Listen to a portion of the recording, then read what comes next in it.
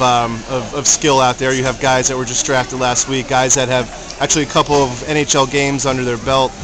What's the benefit of having all these guys together on the same ice surface and playing together and kind of learning the ropes together? Well, the players like Jeff Tambellini and Blake Como and Frans Nielsen, who have NHL games, were in this spot once before, so they're passing the torch down. They're showing these young guys who have just been drafted, who are 17, 18 years old, the steps that it takes to become NHLers, and that's one of the greatest things about having this camp is you're bringing the two groups together, the established pros and some guys with NHL experience, but passing on their thoughts and their tips down to the young generation, the young players who are just coming in, and that's invaluable experience for those guys.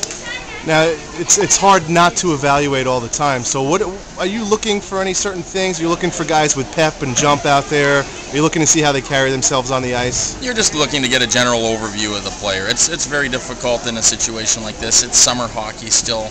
A lot of these players haven't been on the ice very much this summer, so you're just getting a general overview of how a player handles himself both on and off the ice, the character that he brings, but very few decisions are going to be made at a camp like this as we're more trying to develop them and make them better hockey players. And finally, what about having a guy like Bryan Trottier out on the ice with these guys? What do you think that does for the kids? Well, that's the ultimate experience to have a six-time Stanley Cup champion and a Hall of Famer out there. I think all the players look up to him and they'll take his advice, more faithfully than they would at someone else, and just the fact that he's able to be out here speaks volumes of the type of person Bryan Trottier is, but the experience that he passes on hopefully makes our young players better.